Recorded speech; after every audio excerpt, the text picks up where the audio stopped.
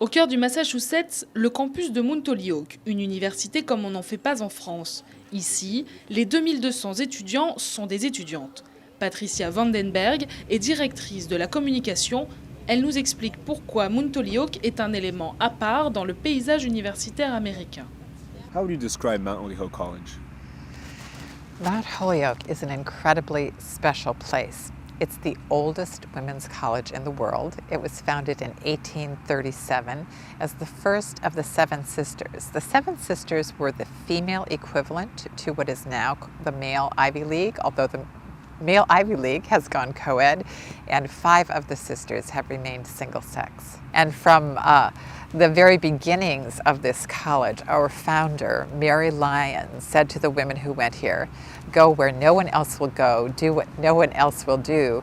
And the women today still heed that call. They have great courage, a great sense of purpose, and they engage the world in purposeful ways. And often that does mean looking to rectify injustices and to create, really working for the common good, I would say. Un travail académique un peu particulier à Holyoke puisqu'il s'agit d'une université d'arts libéraux. Les effectifs sont plus réduits que dans les universités classiques et parmi les matières enseignées figurent les études de genre. Beaucoup plus répandu en Amérique du Nord qu'en France, cet enseignement se focalise sur la place et les représentations des femmes et des hommes au sein de la société. Lynn Morgan est professeure d'anthropologie médicale. Elle dirige le département d'études de genre. There's a lot more interaction between professors and students here than at a large public university. I was just at a large public university last week giving a talk, and one of my colleagues who teaches there said, "I actually feel sorry for my students," she said, because they're not getting the kind of education that your students are getting. My students have access to me whenever they want. They can come and talk for an hour about their work, about their lives, about their plans for the future, and they don't get that kind of access in a large public university. So it's really a kind of Cadillac education.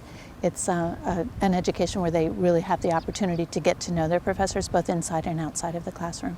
Eleanor Tonsley est professeure de sociologie. Après avoir officié au Texas et en Californie, elle a finalement rejoint le corps enseignant de Holyoke. How is the atmosphere specific in an all-women's college? Everybody really focuses on that question, and it interests me because, in fact, after I was here 6-8 weeks, I totally forgot that it was an all-women's institution. I mean, you get very accustomed. And when you talk to your students, are they satisfied with their experience at the college? They seem satisfied? They do seem satisfied. So, you know, I always joke and I say it's a bit of a cult. Our alums are very, very loyal and they really love this place. I think we take the history here very seriously of women's empowerment and women's leadership, and that we were an institution for women in higher education when really that wasn't a common thing and it wasn't something that everybody supported. And while those times have changed, that's a very strong lineage. Une grande lignée d'étudiantes dont font partie Nathalie, Justine et surtout Michaela, qui a bien failli ne jamais s'inscrire à Holyoke. When I was looking at schools, the idea of going to a women's college wasn't at all on my radar. In fact, it was like the last thing I wanted to do. And then as soon as I stepped on campus, I felt this sense of empowerment and community and tradition, and it was just like, this is the place for me, I need to be here. How would you say it's different to study at an all-women's college rather than a co-ed environment? How is it different? Probably the biggest reason why it's different is that discussions of gender and discussions of how being female or how not being male influences your life and influences your academics are always a part of the discussion. There's more of a focus on women's issues and on issues like inequality and gender inequality. They're more prevalent on campus and they're more talked about on campus. One of the biggest steps for feminism was voting rights. Then it was in the U.S. Roe v. Wade. What's the next big step for women's rights in the U.S.? Hopefully not just trying to keep everything from backsliding.